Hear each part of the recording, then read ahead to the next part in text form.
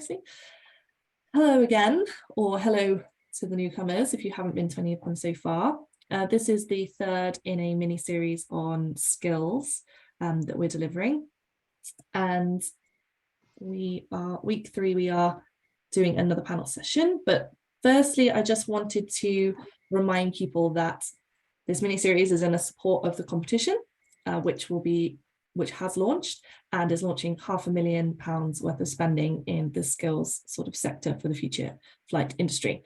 So the call opened this Monday. If you didn't know already, you've probably been notified through the KTN if you're on the mailing list, or if you're subscribed to IFS. It has opened on Monday and it's closing in February. So plenty of time still to concept a new idea, find collaborators, and start that process. I thought I would just point out that the webinar series that you're registered to for these is not the same as the formal briefing event. It's really important that you do attend that if you're looking to apply. Our KTM representative will be there. We'll also have our competition representative there and myself to answer any questions around the process of the competition and applying and scope and things like that. So please make sure you're registered to that as well if you're interested in applying for the funding, because it's not the same thing as this. And I think Shelley's going to drop a registration link for that activity in the box for you. So if you haven't registered for that, please make sure you have, because it's not the same as this one. That would be fab. So where are we in these sort of mini series? So for those of you that have joined us, sorry for repeating. For those of you that are new or maybe missed a week, I'll just summarize quickly. So week 1, we had some guest speakers come to join us, and they were people that had received funding through Innovate UK for skills and upskilling training courses and things like that. So that was a really, really insightful session for anybody wondering what we're looking for when we're putting up this funding, and you can go and watch that back on the registration link for the whole series on week 1, 2, 3. All of these are recorded. Week 2, we had a panel. We had the lovely Sunil from Coventry City Council, we had Graham from ARPAS, and we had Andrew Chadwick from the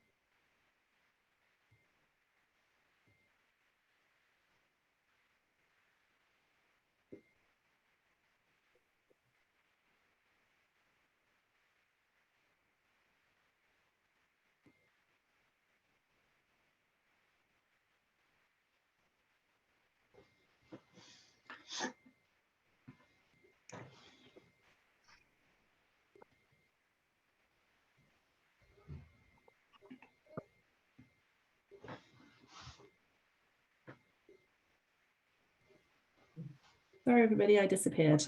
I'm very aware, sorry. I do need to call IT because I seem to have a VPN issue. So let me reshare. I'm hoping I got to this slide. And I think I'd probably mentioned week 1 before I cut out, but yeah, week 2, we had another panel just quickly. We went into a little bit of the overall future flight skills gaps, looking at that kind of top view of all of the different skills that are being impacted by this new and emerging industry. So that was really brilliant. This week, I won't mention just now what we're doing this week, because I just want to highlight next week's webinar.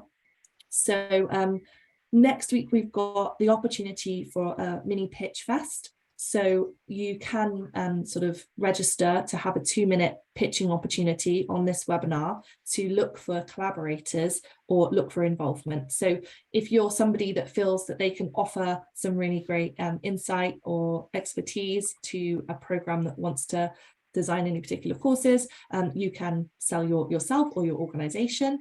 And we're also looking for people who might have maybe a start of a concept or a start of an idea, but they're still looking for maybe some expertise or some training providers. So if you're interested in 2-minute opportunity to sort of pitch yourself, your project or your organization, please feel free to register for that.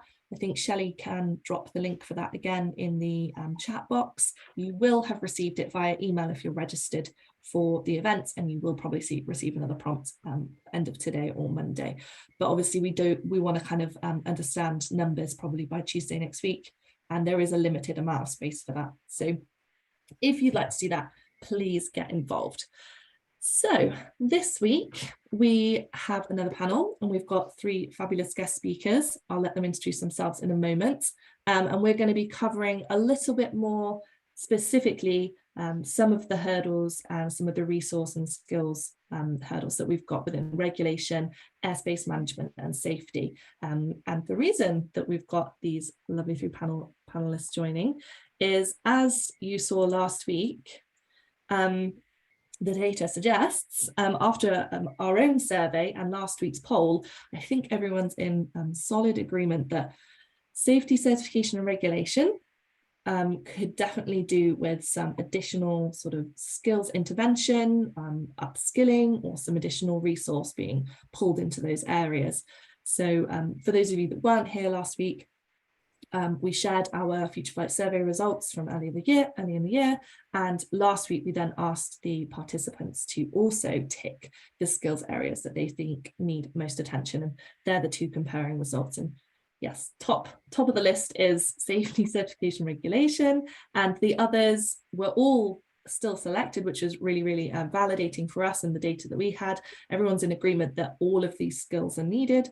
But there's definitely some difference of opinions between those listening and some of the survey results we got earlier this year. But overwhelmingly, I think it's clear that all of these themes that we've pulled out and put in the brief for you are areas that need addressing within the industry, and could do with some new skilling and upskilling initiatives. So before we commence the panel, I thought we'd do another quick poll, and I think it's all set up ready. So for those of you on the call that are already working in aviation, or maybe about to become working in aviation and the future flight sector, I would like you to answer the question: did you target this industry as a career choice when you left education? And that education can be whatever the last formal bit of education you had. Was this an industry, or are you in the job that you thought you would be in? And I think it'll be really interesting to see we're able to launch that. I can't see if it's launched.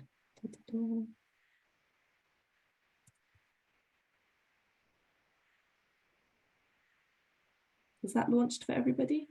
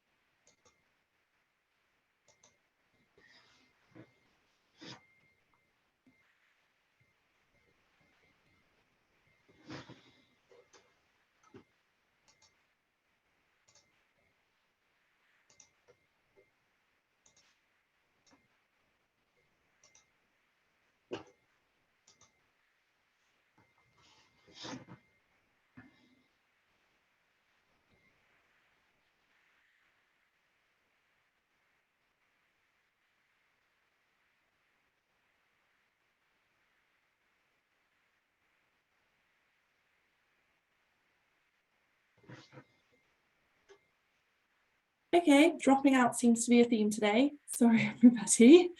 Hoping that I don't do that again. Normally it's once at the most. Poll results are in.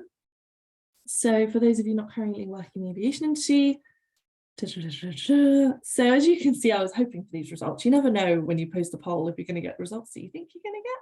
But gladly, it's turned out about what I thought. Yeah, so quarter of you are where you thought you would be. There's obviously a few of us in the world that know from a young age, this is what I want to do, and that's where they head and the direction they get to. But as you can see, there's a good 75% of us that either didn't end up in the career choice that we initially thought, or we ended up somewhere close by, but maybe not exactly what you expected. So really, really useful. I'll get my slides back up now. Sorry about that. just a really useful reminder, I think, that although we target a lot of schooling and education, and it's so important to work on STEM and academia, that there's also a lot of opportunity to upskill and give people the opportunity to career change later on in life. And hopefully we'll see some useful projects come out of this funding, just focusing on those areas. So just a useful reminder for everybody today. Fabulous. Right, without further ado, and hopefully without crashing again, I will introduce our panel, or they will introduce themselves, and we'll kick off with Richard, if you wouldn't mind. Yeah, thanks, Amy. Good afternoon, everyone. Richard Derrett-Smith, as it says on the slide, a consultant, principal consultant and principled consultant at Aegis. My whole career has been spent in safety and reliability assessment and management across various different industries, including obviously aviation. So my current focus is very much on future aviation and future air mobility. So looking forward to the discussions today, and yeah, I'll hand over to Frederick. So good afternoon all, I'm Frédéric Loger, I'm the head of the Innovation Advisory Team at the CAA. The team is here to advise industry and help the innovators to increase the regulatory readiness of their innovation before they start an application with our colleagues in the regulatory team. So we come before that stage. In terms of background, I've been at the CAA for 3.5 years now. And before that, I was not at all in the aviation industry. So Amy, that kind of supports the poll there. I come from a totally different background, but absolutely loving the world of aviation. Thanks, Frederick. And Mike? Yes, good afternoon, everyone. Yeah, I am one of those career aviation people. I started way back when, 40 plus years ago, in what is now considered a traditional sector of aviation. So designing, maintaining, building, manufacturing, supporting the operation of UK aircraft types. I became a regulator back in about the mid-90s, worked for the Civil Aviation Authority in the design, safety certification, safety assurance, safety management side of things under airworthiness certification banners. Went over to Germany and did that for the European Aviation Safety Agency for a few years, and then came back to the UK CAA, where I did another whole series of different roles, but included working within the drones and the UTM world and the space planes world, before going back into industry, where I now focus an awful lot on the tech startups and the emerging technologies that we've been talking about. Real. Thanks, guys. So that's who we've got with us today. Lots of brilliant experience to bring on the skills on topic. So just a reminder, it is an open Q&A as well. So feel free to drop your own questions to either specific panelists or anything that's said. So feel free to join in. I'll be manning the Q&A box as well. But we'll kick off with a question for Frederick. So the CAA have obviously been hiring increasingly more as you're part of a whole new division. Do you feel the applicants for these roles have all had the skills that have been needed, or have there been any skills that you feel have been missing from the current resource pool? Okay, well, thank you, Amy. That's a great question. We've been hiring a lot lately. That's true, mostly because there's a lot of innovation in aviation and in the concept of future flight. We know all about this, so we see quite an innovation around RPAS drone and the integration into the airspace. We see innovation in electric aviation, eVTOL, advanced air mobility. There's so many areas of innovation. So we have to scale up our teams, and mostly what we need to do at the CAA is there's two things in response to innovation. We need to, first of all, understand innovation, because we have to know what we need to regulate. So we do spend a lot of time, my team, we spend a lot of time engaging with innovators to learn about their innovation. And we have other teams who will use that knowledge to develop new policies, adapt our existing policies, those that do not fit to the scope of innovation. So all of that requires more people, more skills as well. There's always, from a skill set perspective, there's the technical skills. We need to understand about drone technologies. UTM is one of the things, the areas of innovation that we need to understand. Detect and avoid, that's an area where we see the industry embedding some cameras and radars and other sorts of technologies on board the drone to be able to detect other aircraft. There's a lot of technologies behind this. When it comes to aircraft certification, we now see aircraft which have electric propulsion, hydrogen propulsion. There's a whole new set of technologies that we do not understand. So we need technical skills in those areas. That's one thing we need. And that needs to complement our traditional skill set, which is around airspace, certification, our pass. We have our core regulatory areas, but now we need to augment the skill set that we have within each of those teams. When it comes to my team, for instance, it's an interesting area of the CA where the skill set is probably a bit more unusual, or perhaps can be more diverse than you would find in the rest of the organization.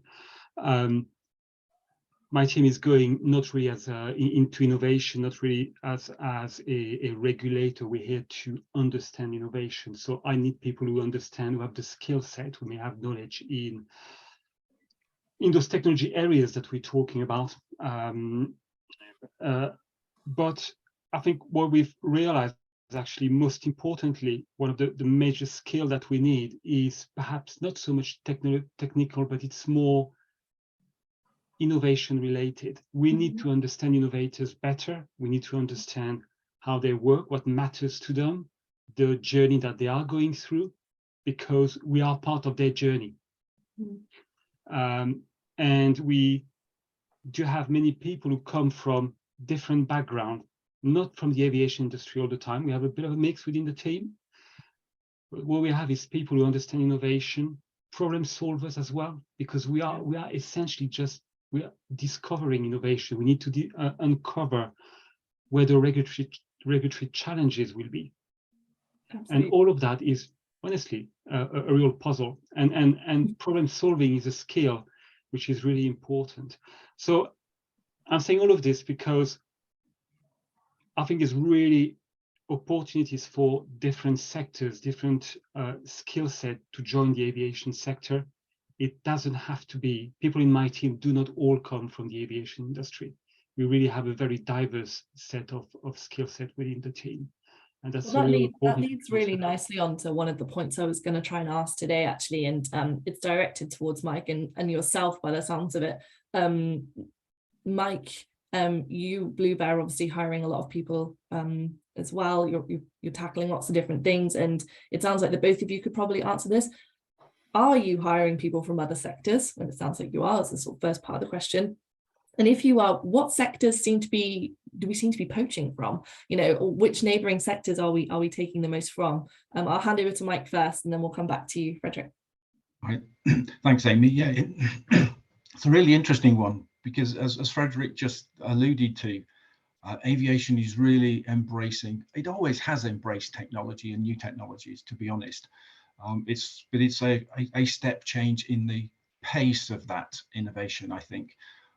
And so, yeah, for what Blue Bear is doing, we use lots of different innovative technologies. We use drones to trial and prove that technology, and then take them through to whatever technology level they need to be for production.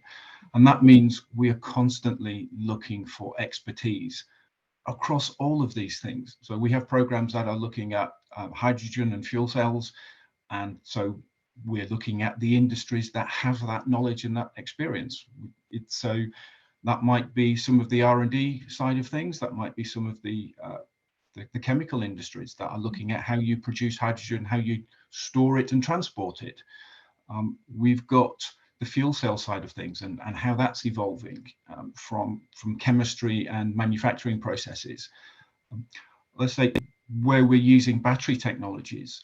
An awful lot of that expertise and in batteries and advanced motors currently sits in the automotive world. And so we're going to look there and pull on that expertise. And that's creating some very interesting dynamics about how different sectors using common technologies and now actually working together far more than they used to do. And that comes with some interesting challenges of, as you say, skills and knowledge gaps that we can perhaps talk about later. But maybe one of the ones that people may not be aware of is aviation is very much embedded in using virtual reality and digital twins and virtual environments for understanding these technologies and then showing how these technologies can be used. So might not be expected, but pulling on video game industry because of their expertise in virtual environments and particularly visualizing those environments in near real time is a really exciting thing for me to get involved in. But it's very much across the piece where the technology fits to something that we're doing, we will look to where it exists and we will try and pull from that or work with them to make partnerships and work together. No, it was really exciting seeing some of that work that you've done on that, Mike, with the VR systems and the gaming. I think you showed me some, or we talked about it earlier this year, and it did kind of blow my mind a little bit that like gaming could be used to help the future of aviation. Like that's a bit mind blowing. Would you agree, Frederick, that they're kind of similar sectors that you're stealing from? Is there any others that weren't mentioned? Or Completely agree with Mike. I would add another two which we do find interesting. The consumer goods sectors. So I have people coming from that sector, and mostly because they have a very agile and nimble way of innovating, and that's really interesting skills that we like to have as well. The other one is the healthcare sector, because it's another highly regulated industry which is very safety driven. So there's some really good parallel between those sectors and aviation.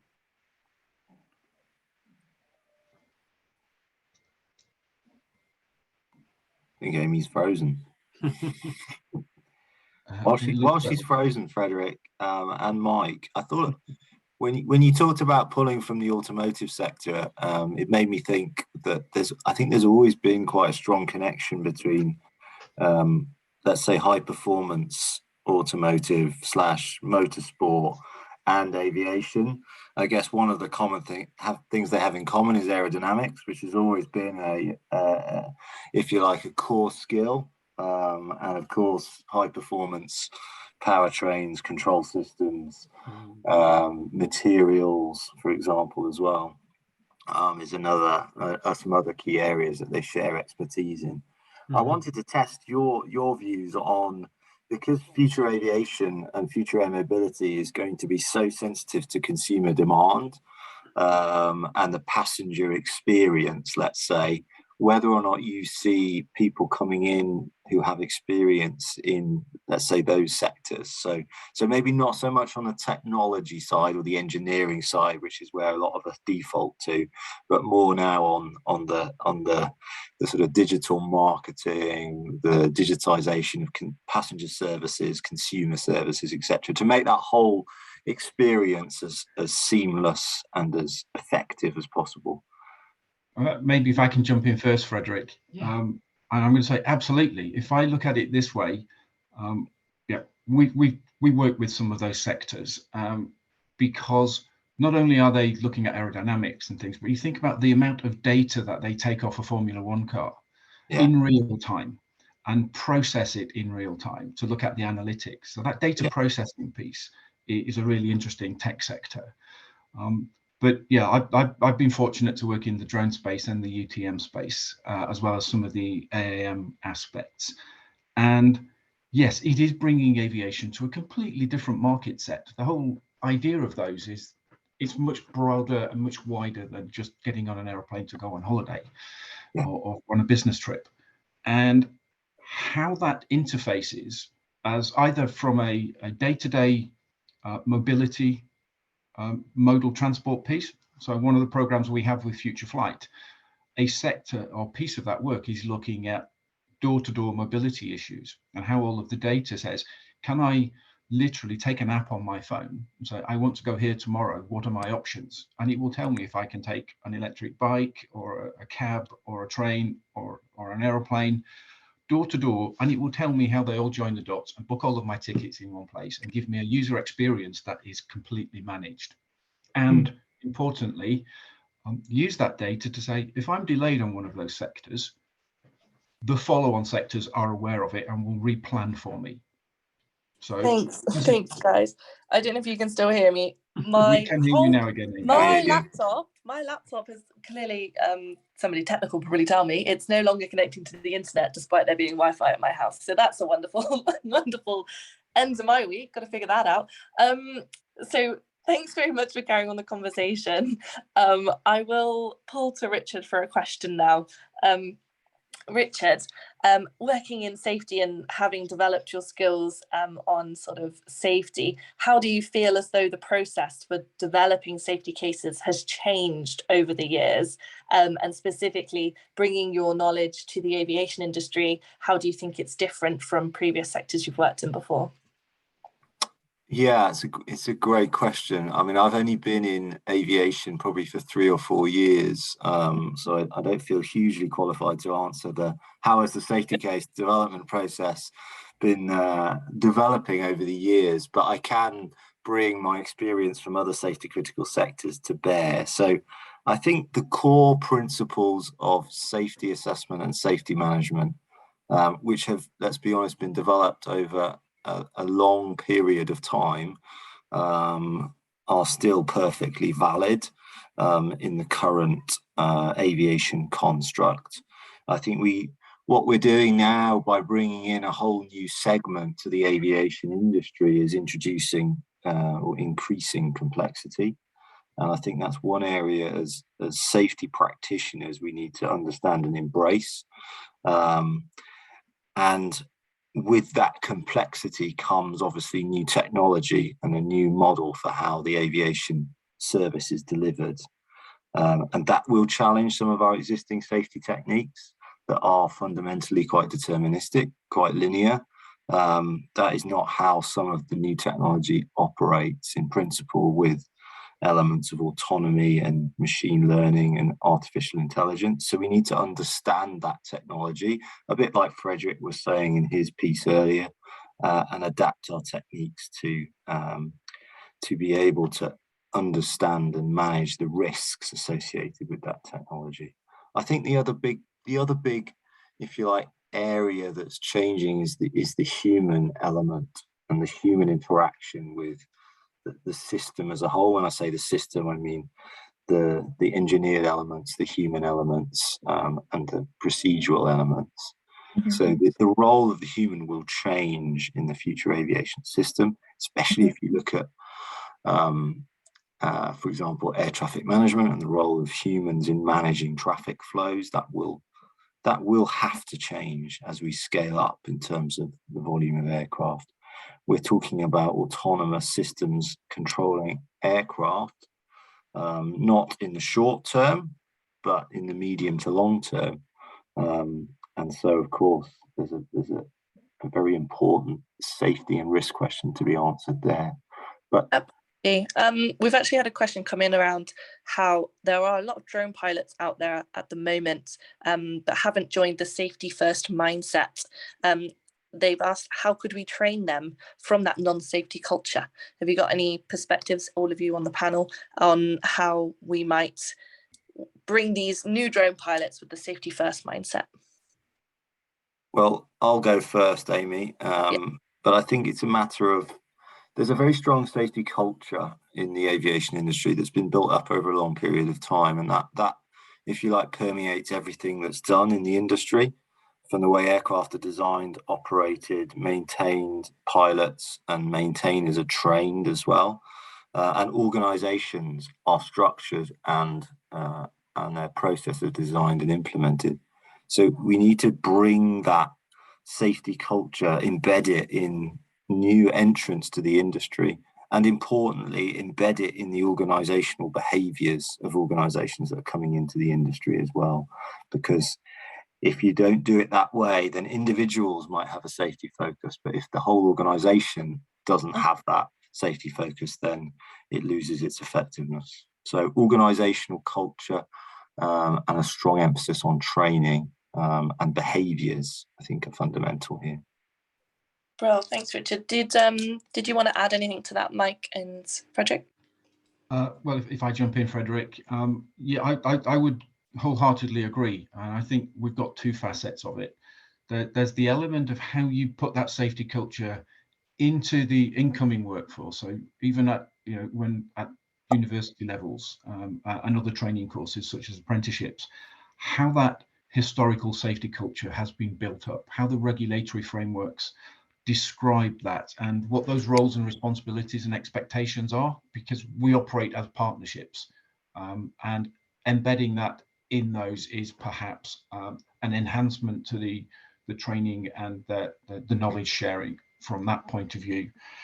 The incumbent, or should we say the standing industry that we have, is perhaps the more difficult one, because they're not on those training programs, they're not on those skills pathways. So it's how you reach out to them and persuade them to update their thinking and their safety culture and so forth is predominantly more of an outreach and more of an education with the real world programs. And that's, I know the CAA has done an awful lot of work to do that in the past and is ongoing. But I think the question is, how does it adapt its techniques and its methods, both from informing using the channels that these industries are familiar with using? So it's not posting out a web page anymore, but how does social media and other interactive channels get used more? And how is that then, shall we say, back driven by capturing the information about behaviors that are not where we want them to be and focusing on those organizations to help them along that pathway? Not necessarily enforcement, but helping them. Definitely sounds like some opportunity if people are listening and thinking of ideas. There's a lot of sort of knowledge sharing there that could be sort of developed, some new initiatives there, or just sort of bringing safety to a core of some previous sort of layers of education. So lots of opportunities around safety to really get involved and bring in some new training. Frederick, did you want to add, or I might move on to another question actually, which I will. It's kind of for you, Frederick. So do you think the innovators that you're dealing with on a daily basis currently have enough skills to deliver the robust safety cases that are required? Well, I think, I'll build on what Mike and Richard have said. Some organization, yes, they will combine the engineering skill with the safety assurance and the safety cultures, but not all the organization that we are working with have all those skills. Innovation in aviation is there's a lot happening. There are many organizations in that space. There are many opportunities. There is a lot of funding available. We're talking to many organizations developing exciting products and services for the aviation industry. But very often those organizations can be startups, early stage innovators who are probably focusing more on developing a new product and a service, and they will have brilliant engineers and product developers, but sometimes are falling short from understanding what product assurance means, safety assurance, and what it means to develop a product or service that will eventually be able to be inspected or audited by the regulator. That gap is still there, and that's completely understandable because every journey starts with a great product. But I think there is a gap there again in skills, and trying to bring it back to the topic of the discussions. I think there's really opportunities for getting more people who have that quality safety assurance. Mike, you probably word it differently, but people who can really assure product and help an industry not only to develop a product that performs, but is safe as well. Yeah, if I can add there, Frederick, I think from my experience, it's very much about recognizing, particularly in these startups that are, as you say, focused on producing this new fantastic stuff to work with. It's recognizing that safety isn't something you sprinkle on at the end. It's a design ethos. You start with your system architectures considering how things go wrong, so most of that safety aspect for safety cases you're looking for is a skill set that can be added on to understanding the technology in the first place, because it's additional skills, it's additional knowledge and additional capabilities, and that's an experience and maturity pathway. So it's not just about skills and knowledge going into the industry, but it's how you continue to evolve and develop them in the team that you have to add that extra layer and that extra capacity. Yeah, it's sort of a less reliance on individuals with intense safety knowledge and more looking for everybody to adapt to having a certain baseline of knowledge throughout everything that they're doing. Is that what you're trying to say there? More or less, yes. It's like, at the end of the day, if you're designing something to go into service in a system of systems that is aviation, you're looking at the design, maintenance, operation, fixing things when they go wrong. All of those facets of how that then fits into an airport or the airspace and air traffic control. So that broad brush understanding of how the aviation industry works, so you know where your technology fits, is critical to do the safety case work. Yeah. Out of interest, obviously, there's a lot of this technology being utilized already in the defense sector. Do we think that there are skills from the defense sector or sort of knowledge that we can pull from to apply to this sort of civil aviation future industry, or do you think it's very different skill sets, or do we think that we can sort of pull some across? And I'll push that to Richard, if you're, can't see everybody on my phone. Yeah, I'm still here. Yeah, I think there's definitely some valuable experience and skills we can pull from defence, whilst the operating environments might be different and the regulations that they're adhering to might be different, although they are obviously connected. I think there's a lot of valuable experience and skills because they are in many ways at the forefront of the application envelope in military environments. So they'll have learned in some cases in the hard way how things work and don't work, and the impact of that. So if you think about a product that goes through some development cycles, then what we'd like to think is that the civil product would have gone through some development cycles, perhaps from a military starting point, and then be presented to the civil aviation environment with that learning embedded in it, and of course with the peoples that having learnt as well. So I think there are some valuable skills that we could transfer across from defence, but recognise they are very different operating environments, and actually culture is different too. There's clearly an imperative in from a military perspective to get something available and operating, and sometimes that can be obviously to meet the mission objectives. So it's a different mindset, and we talk about mindset in safety a lot because it has a huge bearing on safety performance. So we just need to bear that difference in mind as we recruit and bring skills in from defence, that they will have a different perspective. Did either of you want to add to that, Mike or Frederick? No, I'll just say that the CA has many people coming from the defense sector, and it's a skill that seems to transpose very, very well within the mindset of a regulator and the way that we're working. And the only thing I would add is not to forget that there's an awful lot of pull in both directions. So the military sector understanding what the civil frameworks can help them with. So as Richard said, they've got a very specific and slightly different operational imperative, but when they're not in that very specific constraint and they want to use these machines in the airspace alongside everybody else, they are in effect having to share the airspace with everyone and need to understand the civil implications or the civil regulatory implications for that. So it's a two-directional pathway. We can learn from them, and they can learn from the civil world. Thanks all. I think I've managed to get back online magically. So I think I'll go back to an earlier question and just ask to expand on it a little bit. So we talked about how we are finding lots of different sectors kind of coming into the future flight. And you named 4 or 5 different sectors. Do you think, and is there any specific courses that could be really useful for you guys when you've got a brand new member from maybe the automotive industry? Just somewhere you can send them to immerse themselves in all things future flight.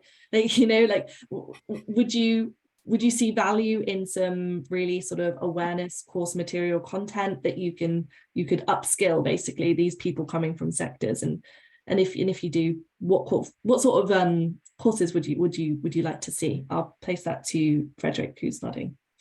Listen, I think the first thing that comes to mind for me, and that would apply not only to any sectors, but to everyone in the aviation industry, we need to have more training on regulations and policies, and make sure that we as an industry all understand those regulations and policies. And I'm not sure we all do as we should, the level we should. So, Mike, you're smiling, but we know what we're talking about there. That kind of training would be invaluable to the industry, I believe.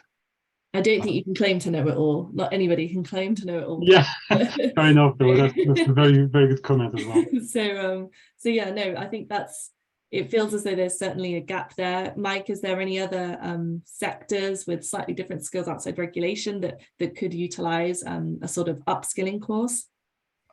I think it's building what Frederick has just said, because I completely agree with that. And a really quick example, I was at the International Civil Aviation Organization a couple of weeks ago, and it was very clear from a large number of advanced air mobility sectors that had very poor understanding of what the role and remit of ICAO was, and what it could do and what it couldn't do. So something that describes that whole aviation legal principles, roles and responsibilities, how the global piece works, how it fits into national piece, all of that side of things gives the context of how an aircraft can operate in one country or in another country. So building that framework would be fantastic, because it gives the context of aviation. And from that, you can probably drill down into very specific areas of whether it is how a certain sector like the drone industry needs to fit into the wider piece, how the air traffic management system enables it. But importantly, let's talk about the safety case side of things and the skills in that, understanding how the different facets do things in their own bit, but fit into that jigsaw puzzle. So safety isn't just in the aircraft, it's also how you manage the airspace, how you do all of those things. So I think we could take the bigger picture and then drill down into modules that become a flexible tool that you can pick on the bits you need as you need them. Yeah, absolutely. No, that sounds really useful. We've got some good questions coming in. I think I lost a few in my logging in and off, so apologies. Alex has made I think it's more of a point, to be honest, than a question. The UK currently has no non-engineering based masters in unmanned systems. So I think we all, we've got quite a pigeonholed style approach to, you've got to be an engineer in order to be doing this. And Alex is pointing out, it could be really useful for many people at master's level in a good way to bring people into the industry, bringing knowledge from other areas, but we don't currently have a way to do this. So I think that's just really just made a good point than asked a question. But do you either you or any of you want to comment on the sort of a lack of non-engineering based courses? No, I think it's a good statement. We'll leave it there. Thanks, Alex. You should be on the panel, Alex. It reinforces the point, yes. Oh, fab. And Elliot said, I agree. I have no engineering background, came into the industry out of education. It's brilliant to hear. And I think it's happening more and more in future of flight, at least, or like future flight industries. But we've definitely got to try and change the way we think before. Just having a look at the other questions. So while you're looking at the questions, Amy, I mean, like Future Flight has the work that he's doing with Birmingham in terms of societal research. How does society consider technology what does it like, what doesn't it like? Is it a privacy concern or is it a safety concern? Absolutely. So Yeah, so they're there, that we're just not joining the dots totally visibly. if you don't know already, we are running some social science work within Future of Flight, and we've got a social science director, and it's been invaluable information to understand an industry that's innovating so quickly. It's understanding not just what the public thinks, but the implications to the social good. At the end of the day, we're developing technology, and all of it's for social good, but it's understanding the implications of how it will impact society in the future, as well as getting their opinions. And it's something that hasn't really been embedded, I don't think, this well in innovation before, and we're really proud of the work we've done on that, so watch that space. Amy, just a quick response to Elliot's comments, which I think is a brilliant comment. We don't need all to be technical in aviation. In my team, not everyone comes from an engineering background, and actually it's very often the problem solving and the rigor of thinking that is the right skill that we need to assess safety. So quite right, it's not all about engineering, and it must not be. And can I just give another example? And that is, I've just done some work with some economists who, nothing to do with aviation, but what they're recognizing is disruptive technology disrupts the way the financial markets work and the way business models work. So a commercial industry that has one current financial model is completely destroyed when it's become digitized and the pathways of revenue are different. And so there's a whole aspects there of how disruptive technology breaks the way the economic and financial models work. Yeah, and I think sometimes understand how it goes forward. Yeah, and I think sometimes we don't engage the people that are doing this thinking until too late. Like the innovators get going and then design something, and it's like, oh, we could have been thinking about this the whole time you've been designing, the concept. So it's a really, really useful point. Amy, can I just pick on Elliot's question about the knee-jerk reaction to incidents that have occurred in history and how we try and avoid those in the future? Because I think that's if we bring the topic back to safety, I think, we have had obviously some major incidents in the past in aviation history that have influenced the way that the industry has gone, and it brings in this whole social science, public acceptance, risk acceptance piece as well, because I think as we introduce new technology into aviation, we can ill afford to have issues, safety issues, incidents, accidents, because I think it will undermine the public's confidence in the industry. So how, from a safety perspective, we can use some of this amazing technology, some of these new ideas, disruptive thinking, to better predict ultimately how the system will perform, and how we can avoid incidents and accidents in the future. We'll never be able to eliminate them. You can never eliminate risk. So I'm not saying that we'll never have any issues, but we need to be able to move away from, let's say, a reactive approach to safety into a much more proactive approach. And that's a real challenge for us as safety practitioners. We're always thinking about leading indicators, not lagging indicators, the use of simulation and modeling to try and predict how things will interact and perform. But I think, from Frederick and Mike's perspective, how can we make use of this technology in the industry to really try and avoid as many of these industry shaping incidents and accidents as possible in the future? Yeah, and at its core, I guess, is, and a sort of mitigating action to that risk is making sure we've got the right skills, which I think is where Elliot's coming from, and making sure the people that are doing this are as skilled as they can be in what they're doing, and giving them the opportunity. And safety is, arguably the biggest risk factor to all of this being successful. So, Brill, I will wrap up on the formal questions and just ask you all if you've got any final statements. Thinking back to the fact that we're running this funding, there's an opportunity for people to design some course materials, some upskilling initiatives, or embed some safety regulation content in industry. any final comments? I'll start with Frederick. Anything to say to anybody who's applying? Well, it's not. I think there's the innovation sector in the UK is amazing. There's a lot of leading innovation in that space. If we can bridge some of the gaps around safety mindset as we talk today, understanding of regulation, it would, I believe, even make the UK industry even better than it is. And I think there's an opportunity there to do this. Thanks, Frederick. Mike, anything to say to our future applicants? Yeah, I think it's build on what Frederick has just said. The safety side of it is such an endemic culture within aviation. Anything that gives people the ability to understand that a regulated entity has a very specific view of the world that they have to understand. So that's almost a given, but anything that can help mature that quickly would be really positive. And I think the wider piece is, I think as it was raised earlier, the non-aviation technologies side of things, showing how they fit into what is the new aviation world, the digital backbone technologies that aviation is going to depend upon. All of those things have a role to play, broadens the, they say, not just those that would come into education, but shows how aviation is a career path.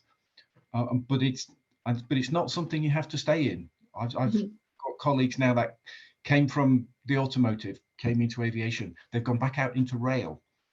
These technologies are technologies and they can be applied everywhere. So let's see how we can broaden out where the training is actually done and show that it's, you know, this isn't a one-stop career anymore. You can chop and change and enjoy different things. I love that view, and I think it's definitely really healthy, breaking the traditional once you're in your career you can't go anywhere kind of energy. Brilliant. Richard, have you got anything to final hurrah? Well, I just want to add that I think safety is a career in itself. Okay, independent of what industry you operate in, and going back to Mike's point, you can practice safety effectively in any industry that has a safety requirement, shall we say, which, let's be honest, pretty much all of them. So I think it's important to emphasize to people coming in, and we can create the skills and the training around a career in safety, and that's key. I think the new angle for me, and something that I didn't get any training on as I was coming through my career, was the importance of perception of risk as a factor, as an important variable. We quantify risk, or we assess risk in quite traditional ways, but we don't always think about how risk is perceived by different societal groups. And you mentioned social science work and all the good work that Future Flight are doing in that area. We need to connect that to now the safety assessment piece, so that we're able to communicate risk and make decisions about risk in an effective way, considering it from a different perspective. So that's my parting comment. Thanks, No, yeah, I really enjoyed that actually. No, I do think that sometimes if you don't understand the context of a risk and then you shared it with the wider public, it can sound really scary. So you're right. I think understanding how other groups might interpret what we deem as safe and helping them feel confident that, you know, that we have evaluated this properly. It's just not a scary statement or something like that. No, that's a really useful point. Thank you all for joining. Sorry for my in and out appearance today. That has been the worst round of dropouts I've had. I've been having a sore time with my Zoom the last few weeks, but 3 or 4 times in 40 minutes, that wasn't very pleasant. So apologies. I will just quickly wrap up and just say thank you for joining. Don't forget, next week we have our pitch sessions. If you're interested, especially after today, maybe to get involved in one of the topics or one of the sort of upskilling themes that have come across in today's session, but you don't know how, feel free to pitch yourself your organization, whatever you're doing, and see if there's anybody looking for additional support. So don't forget that. I think that's in the chat box somewhere along the way. And if not, you will be emailed if you're registered for the event. But this is the last formal Us Talking at You event. Don't forget to register for the briefing on Monday if you are looking to apply. But if not, I think that concludes us today. Let me just check the chat. Thank you. Yeah, real. I think that concludes us today. Thanks everyone for joining. And I am sorry that I was dropping in and out a lot. So till next time, I think. Thanks all. Goodbye. Bye.